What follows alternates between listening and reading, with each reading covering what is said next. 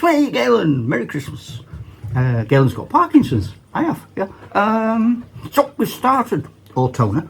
What I thought I'd do is like have a first turn and then move everyone into the battle and get started. So when you came along, there'd be something more interesting happening. What happened was, a bit of a shambles for the Germans. The Canadians attacked the first building that you can see on fire and fired HE into it. And the damage was so extreme that the Germans withdrew to the hotel, which is across the road. And I threw a D6, they threw 3. So that was 3 of them. And then I found one was 5 inches long, one was 3 and one was 2. So I added the 3 and 2 together. So there are 2 mouse holes.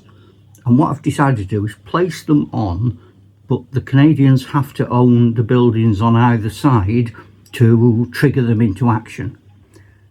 At the moment, there's only the one there, because that's the only one they're using. Distance, you can see more Canadian troops. And the Germans actually fell back and were driven back right along this road. So now the Canadians are holding sort of all of that quarter of the village, the sort of outer suburbs, and beginning to attack the town. And then, using the mouse hole, they gained a foothold in the hotel that you can see, which opened the mouse hole. The Germans withdrew and the Canadians poured in. Everywhere else there's just ferocious gunfire that's not having a lot of effect because everyone's dug in buildings and hiding. Also, and we'll wait till they come out, but there are tokens around the town which the Canadians need if they're going to prepare their historically accurate Christmas dinner. On the third turn, the Canadians and the Germans continue to exchange horrendous fire. The Americans, you can see in front of you, are crossing under the road in one of the mouse holes. I'm going to say they are perhaps like old drains and things. I don't envisage them digging the actual tunnels in the game because of the way I've organised it. So they're coming through the drains, but there's a lot of areas now that the Americans and Canadians controlled that the Germans have driven them out of through sustained and heavy fire. The Americans continue to pour forwards to the hotel, and that's a good thing for them, but they've been driven back in so many areas. One interesting development at this time is that the company quartermaster and a lieutenant who's been charged with trying to raise morale, perhaps set up a feast, have arrived in the first building. They've got some engineers behind them checking that it's structurally sound. In each building they find one of these, and if on the reverse it's got a Christmas token, it's part of their food, wine, women and song that they find as they wander through the ruins trying to put on the impromptu Christmas meal. At the moment they haven't found anything. There is a token here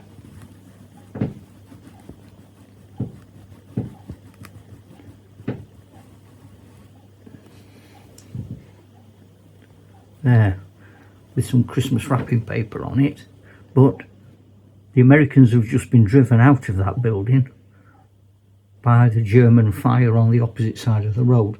So although the token's there, the quartermaster has not been able to get to it.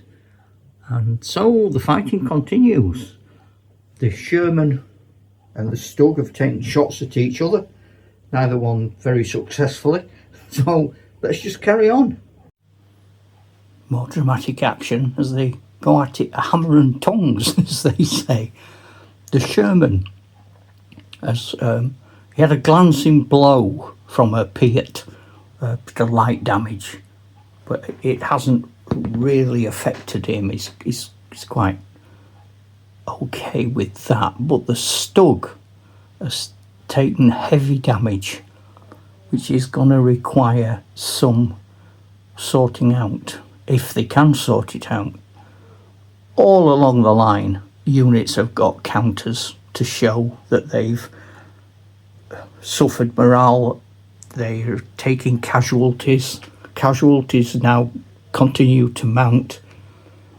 The American Canadian forces took the hotel, but were immediately driven out of the ground floor. But then the Germans, who'd given the fire that drove them out, were themselves driven out by fire from the Americans on the flank.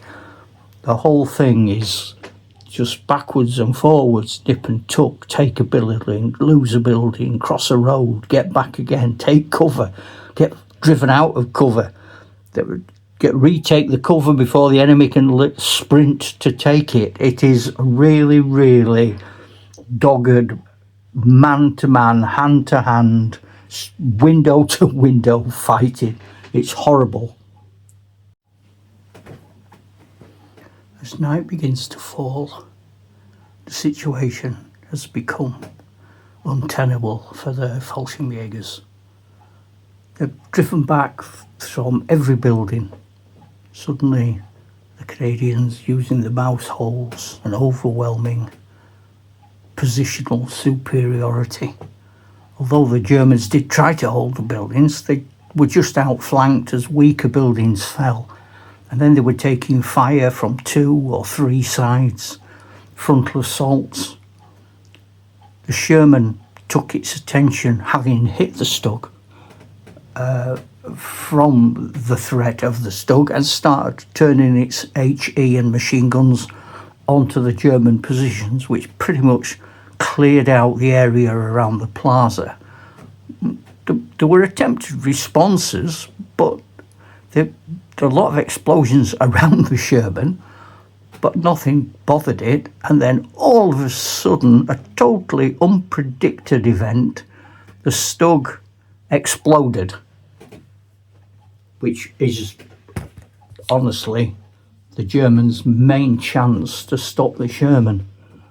Now the Canadians can stand off and pretty much shell the German positions.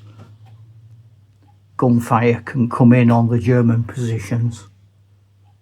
Throughout the night, they'll be fighting where men can see each other. Down here, the quartermaster is taking advantage of the darkness and moving through the buildings has found, and I threw on the random table, he's found a string of sausages. So that's the first part of the Christmas feast. They've got some sausage. We'll see what happens later on.